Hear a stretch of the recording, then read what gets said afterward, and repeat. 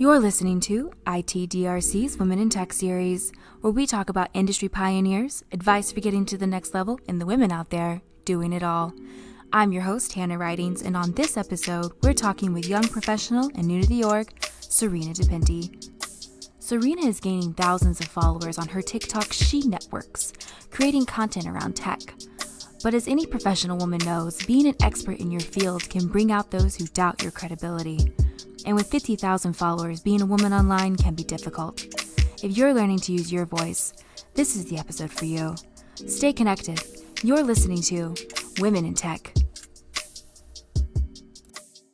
Can you give us a little highlight of how you got started in tech and how it grew from there? Yeah, definitely. So kind of growing up, I grew up, as you're saying, in a single family or a single parent household. We didn't really have a ton of resources, so I wasn't ever the kid that had like the newest computer or the newest gaming system or anything like that. So I didn't even have a computer in my house till after I was in high school. Then we got a computer, got internet. So, compared to my friends, I was kind of like a late bloomer. Like, obviously, I had computers at school, and it wasn't like a totally new concept to me or anything like that. But it's just not something that we had in our house that I had like a daily access to. And, when I started looking for jobs, I needed a job at 16 if I wanted to have like a car and all that stuff. And so I applied at Best Buy because a lot of people that I knew from high school had worked there, and I knew that they paid like a little bit more than like minimum wage. So I applied and then I interviewed, and they said that I would make more money if I worked in computers. Because initially I was just applying to be like a cashier, right? And I was like, yeah, sure, like more money, sign me up. And then that's how I started working. I was 16 and I started working at the computers department at Best Buy, just like selling computers, helping people build computers, things like that. So that's kind of where it initially started. So you had an interesting tidbit about you weren't going to go to college. Tech had kind of fallen into your lap and someone walked in and handed you a pamphlet. Yeah. So no one in my family had gone to college. So no one in my family had a college degree. And, my family is a very blue collar background. So everybody's in a trade, everyone's in a union, which is more common in up north than it is in Texas, as far as like the unions go and things like that. But I wasn't going to college. A lot of customers had come in and asked like, a lot of them assumed I was already in college, right? But at the time I was still in high school and was just working after school or weekends, and people would be like, oh, like, are you going to college? And I was like, oh no, like I'm not planning on it. And people were very shocked by this, that I wasn't planning on going to college. But to me that was kind of normal, right? Like it wasn't like a huge expectation for me to do that. So there's this one guy who was like a regular at Best Buy, and he's kind of one of those people that if you talk to him, like you weren't going to get out of that conversation anytime soon. But he had worked in tech, and he worked in tech for a long time. And he was recommending different programs and just like encouraging me to get into college to pursue maybe a career. And he had recommended like networking, because he said that if I went to networking, I would always have a job. And at the time I was like, okay, I mean, yeah, networking doesn't sound bad, because my networking knowledge was limited to like the home router aisle at Best Buy. And so I was like, oh, that's not that hard. But I really didn't know at the time what I was getting myself into. So I applied at the University of Akron last minute, because it was like 15 minutes away from my house, and they had a Cisco networking academy there. So I started there in the fall after I graduated high school. But it was all very last minute and rushed. I love that introduction to tech, and I feel like you probably owe that stranger a cup of coffee or something. It's such an interesting background in technology, and I love hearing how people got involved in the field. It's always so different for everybody, but you're right. Like it is the best job security you can have. So right now you're pursuing your master's, but there's also another big player in your life, and that's TikTok. So when did you discover TikTok, and when did you start seeing your followers and your numbers going up? Yeah, so I had used TikTok for a while before I ever started making videos. And there was like a point where I had used TikTok for a while and I was like, oh my gosh, like I'm addicted to this app. And then I got a new phone and I never installed TikTok again on my new phone for like a while, probably like 8 months or so. I didn't have TikTok on my phone. And because there's a lot of security concerns revolving and around TikTok. And right now I'm actually writing for my master's degree a 20-page research report on the security and privacy of TikTok. So, one of my friends was like, oh, like I kept sending me TikToks and I was like, oh, I should just like re-download it. So finally I re-downloaded it.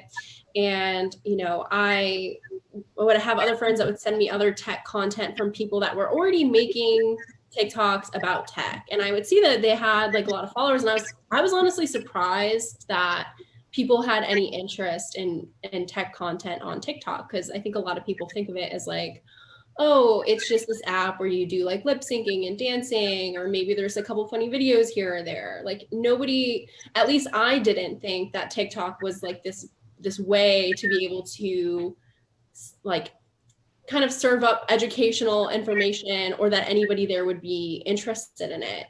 And after I saw a couple creators that I really liked make technical content that did pretty well, I was like, okay, maybe people are interested. And so if I had an idea and I was just like, oh, I'll just like post a video of this idea.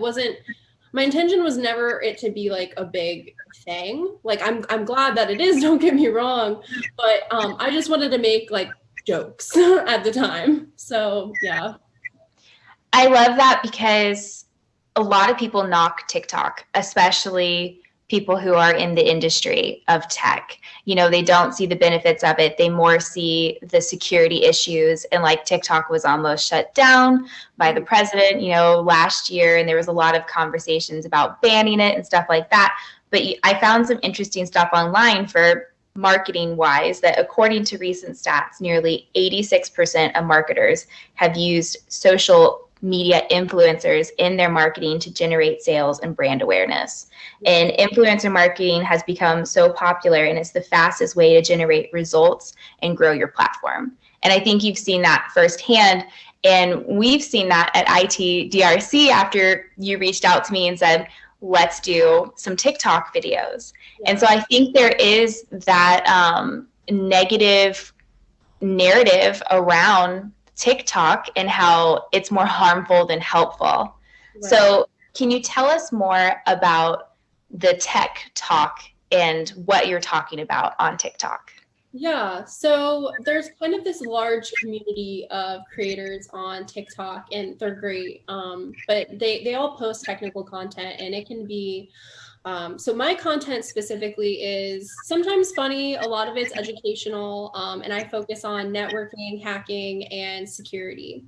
And then there's also content creators that focus on software development, people that do data analytics, analysis, other network engineers. So it's really great because you have this kind of like wide variety of content creators to follow and learn from. And, they're all just giving you tips. And, one of the series that I'm doing is just like tools that I use as a network engineer that maybe other network engineers haven't heard of or haven't used, because there's so much out there, right? So, there's probably tools that they're using that I don't even know about that would be helpful for me. So just kind of adding those nuggets of information on this app that they're already consuming content on is a great way to deliver that content and that information. A lot of people will be like, oh, I'll post something about like DHCP or explain something. And they're like, oh, like you can just Google that. And it's like, yeah, sometimes it's not necessarily about the information, but more about the delivery of the information. And, the way people are learning things now is just different, right? Like nobody likes to sit through an hour-long technical presentation. And if I can take a technical concept and break it down in under 60 seconds, people love that because it feels like they're using their time like wisely, right? And that gets you a follow. You know, they got something from you in a condensed way, which used to be YouTube. You know, like if I needed to install something in my house, I would go to YouTube. But now we're seeing an influx of people in the tech industry go to TikTok because, you know, they get tidbits and tips and stuff like that. And that does give you followers. Right. I think you have a few examples lined up, if you wouldn't mind sharing with the group. Yeah, let me go ahead and share my screen here. Sorry, I have like multiple monitors, so of course. Okay. That's always me too. We can start with this one. And then just make sure I can, let's see, share. There we go. Okay. Let me know. Can you see the screen? I'm gonna play. We can. Okay.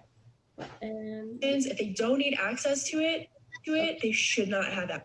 Okay, let me see if I can start this one over.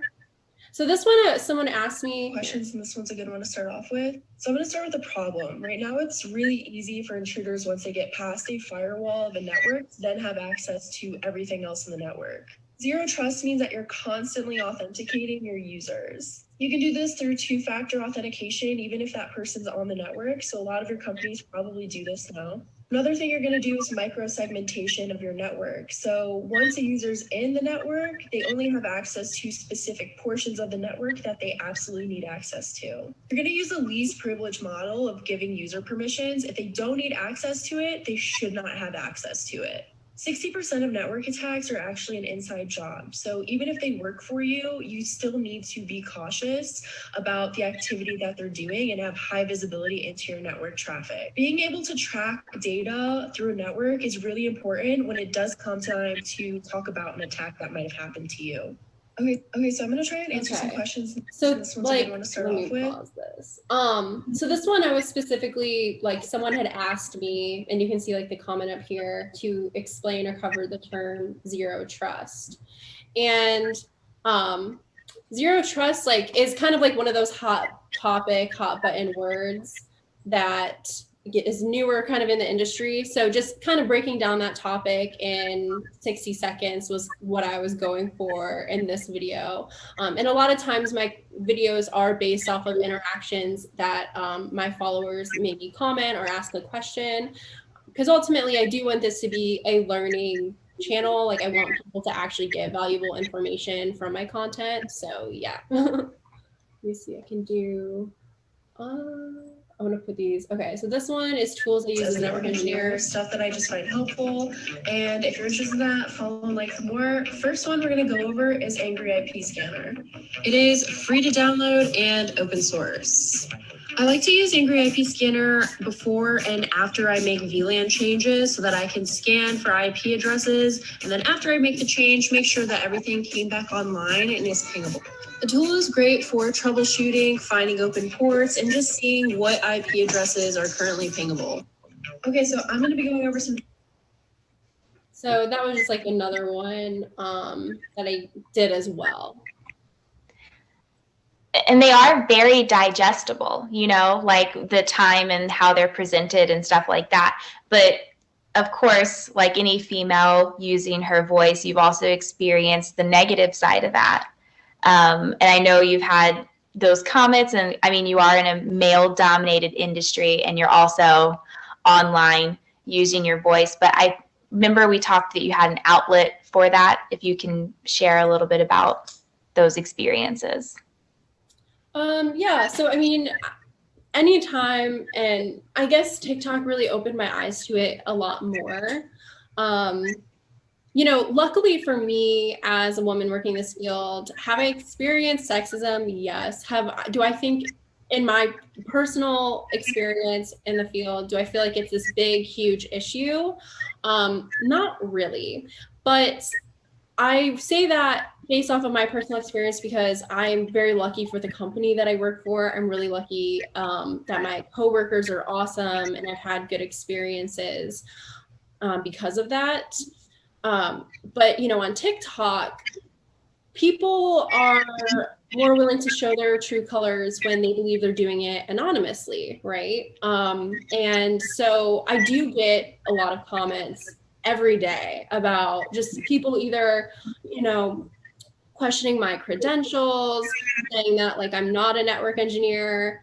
There's some like more vulgar things where just like, oh, you're a woman, like, or women's brains are wired that way. They're not interested in tech, or, you know, just things like that. Or like get back in the kitchen, and just because people think that they're anonymous. And it's unfortunate because you realize that while I don't perceive myself to be experiencing a lot of sexism in my workplace, there are a lot of women out there who might work with that person who's making that comment. You know, there are women out there who maybe that person's even their manager, or maybe they are in charge of other people in tech and they're not giving women jobs or opportunities or the same chance that they're giving men at their company. So it is a huge issue. It's very bad right now. And there's, I think, a lot about kind of how it's seemingly getting worse. And I think about kind of why that is, or how this is happening. And I think YouTube probably is honestly one of the main ways that a lot of people are kind of getting this information, or I want to like word this appropriately, right? But, you know, I don't know if you've heard of like the alt-right pipeline on YouTube, or, and that's just an example of basically YouTube algorithms serving up more aggressive content based off of, you know, things that you've already viewed or showed interest in. So, you know, you might start off on one video that might be a little biased, but then YouTube will recommend like another video, and then another video, and it progressively gets worse, right? And till you're on a video where it's just talking about how like women's brains aren't the same, and, you know, like anti-feminist videos and all the stuff that, you know, younger people are consuming this content that they didn't even intentionally seek out at first or try to find. It's just, it kind of found them. So it is really crazy, the amount of comments and just like how that is happening in today, and in 2021, like a whole new generation is kind of perpetuating these stereotypes. But speaking of new generations, like the flip side of that is there is a large population on TikTok that is extremely young. Yes. And same with YouTube, basically all over the internet. Mm-hmm. So you are, you know, a face or a platform for younger girls to see that representation of a young female in the tech industry. And you are displaying your confidence, you're displaying your skills and stuff like that. And that is something that will appear in front of them. You know, the articles about, you know, how to protect your software and stuff, young girls aren't going to find that, but they're going to find TikTok. They're already on it. They're already looking at it. So that is the other flip side of that. But yeah, it's hard to survive all those negative comments. I used to work in newspapers, and we would always say, don't read the comment section. But on TikTok, it's almost like not a choice. It's right there on the side. You don't have a choice to click on it or not. Like if you're on an older platform like Facebook or something, you have to click on the comments. It just gives you a number of comments. But with TikTok, it's constantly rolling in front of you. Mm-hmm. So it does beat on your confidence a little bit, but I think the material and stuff you're presenting is irrefutable, whether you have a technical skill and stuff about it and people questioning your brain and stuff like that. So that is another great, you know, facet to that the younger generation gets to see that. For sure. Yeah.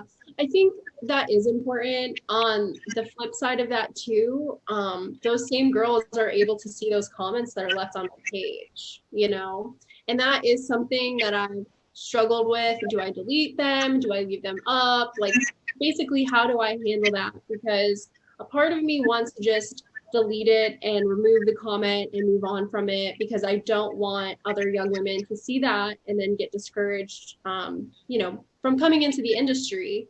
But then a part of me is like, this is the reality, right? Like, this is unfortunately like the reality of being a visible woman in tech, or just, a woman in tech in general. But now it's just, when I have a video that has 400,000 views, that's 400,000 people, and you're bound to find some bad actors in that group. So yeah, I really do struggle with figuring out how to best manage that or moderate that. But you're right, TikTok really does need to work on moderation. YouTube has surprisingly a better system of shadow banning comments, or if they find a comment has kind of like aggressive, or it's just a negative comment, that they will like hide that comment, right? But TikTok does not have that. So you do just get it right shoved in your face. Like it's very hard to not see it.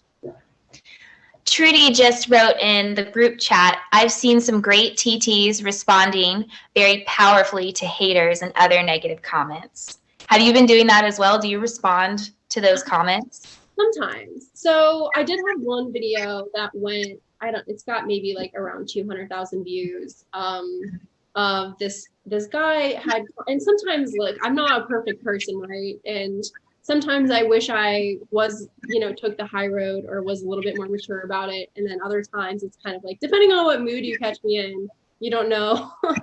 But, there's one guy who commented on my video and wrote, why is it when women make or work in tech, they make it their entire personality?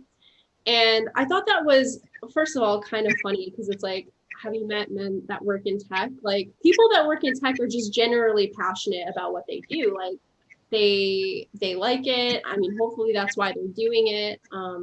So it's not uncommon for men or women to want to produce or teach others, about what they know, especially in tech or any other, avenue. But I responded to that comment mainly because he thought he was private. He thought he was making that comment anonymously. He didn't realize that I was able to see his full name, even though his username was like user17 blah blah blah whatever.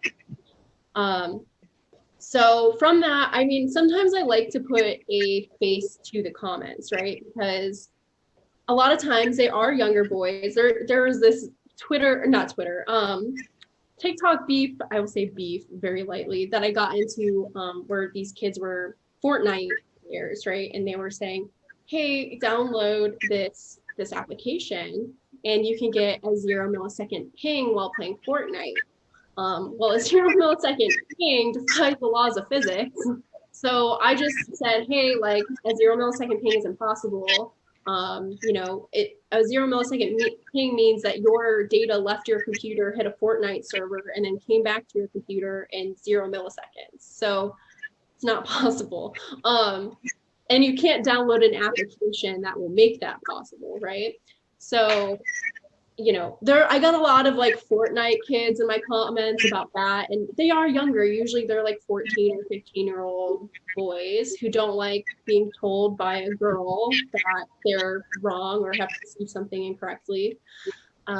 And so I made a comment because I basically was able to find the guy who had made that sexist comment on my videos, and I found his LinkedIn profile, and he was a man that was like easily in his 40s. He had a long work history as a software developer, and I worked at many different companies. But he was in the Netherlands, right? So I made a video and I didn't give out his name or anything like that, but I made it very clear that I did find his information and that you aren't as anonymous online as you may think you are. And, I just kind of wanted to put that out there because I was like, I don't want comments to be a consistent thing, right? And unfortunately, they are. But I was just thinking, like, maybe people see that they aren't anonymous. It's a technical video anyway, because we're talking about online privacy. But also it's calling out sexism and saying, you're going to encounter 40-year-old grown men potentially in your field that you work with who hold these views, who hold these biases. And unfortunately, like, that's the reality. So that one did really well. And it actually boosted my, like, because you can get a gender ratio in your analytics. So it like boosted my gender ratio by like 10% more women. So I was around like 42% of all my followers were women, which is great. Because I want more women or female followers, you know. Yeah, I feel like every woman can sympathize with everything you just said. I mean, finding the right way to stand up for yourself is a huge part of your own growth. And what's funny about that is they aren't going to grow from their comments, but you are. And you'll find more confidence in it and practice standing up for yourself, even if you have to do it in a professional setting. But I feel like every professional woman has that secret archive of comments that have become a part of her determination. You know, that like, oh, that hurt, that's going to get me down for a little bit, but then it's going to turn into, oh, I'll show you. Like, I mean, we've all suffered those comments. I had an editor-in-chief tell me once, who worked in Dallas, someone with such a cute voice can't do serious journalism. And those are the comments that you put in your own mental archive. And sometimes they hurt you to stay there, but eventually you put them in a different file of like, this became a part of my armor and someone's already said something worse to me. Like, you can't hurt me past that. You know, it definitely becomes another plate in your armor surviving those comments. I think the really frustrating part about this is, you know, when I made that video, it was received really well. However, of course, I did get negative comments about how I should have handled that situation, or, you know, I got comments that I seemed, I wasn't like either cocky or, you know, I got negative comments towards me and how I decided to respond to the sexism and to the negative comments against like me and my gender. And you know, at the end of the day, like, I had even wrote back to some of these people and commented and replied back, and it's like, why are you talking about my behavior and telling me how I should be handling, and these again were men that were making these comments because their profiles were accessible, I could see that. Like, you're telling me as the person and the victim of these comments, of the sexism, how I should be responding to it, instead of going to that comment of that person and saying, that's not an appropriate comment.